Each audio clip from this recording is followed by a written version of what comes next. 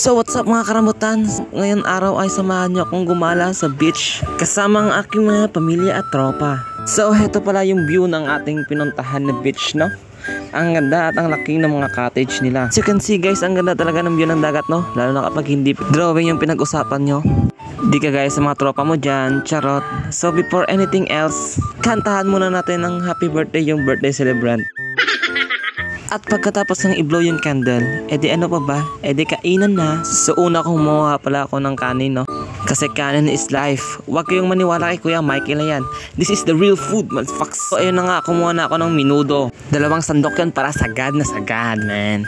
At kumuha na rin para ako ng 2 cheesesteak. Siguradong solve na solve ko dyan, par. At yun na nga, kumuha na rin ako ng 2 slice ng chicken. At di mawawala yung coke dyan, par. Mas lalong sumasarap yung pagkain kapag may coke. So heto na nga yung lahat ng pagkain na nakuha natin, no? Itadakimasu. So heto na nga, first subo. Quality, man. Another one. Ay, talaga naman, no? Nag-orgasm sa sarap. Charot. At mas lalong sumasarap ang pagkain kapag may panulak. Kaya nag-inom ako ng coke dyan, man. Solve na solve talaga, par. At nilamon ko na rin yung cheesecake, no?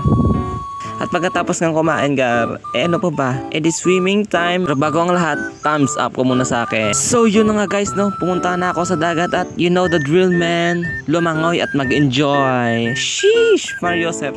At pagkatapos ko ng lumangoy, kumain ako dito ng bayad na tinatawag sa amin. Sa inyo ba guys, ano ba tawag dito? Kung di nyo pa natatry kainin to guys, try nyo nang kainin kasi ang sarap niya guys, parang manamis-namis na medyo maasin-asin. At kumuha pala tayo ng isa pa guys, no? Kasi ang sarap. So 2 lang pala kinain natin guys, no? Kasi meron pang titikim na iba, man. Baka iba iniisip nyo dyan guys, ha? Sa bayad lang tayo.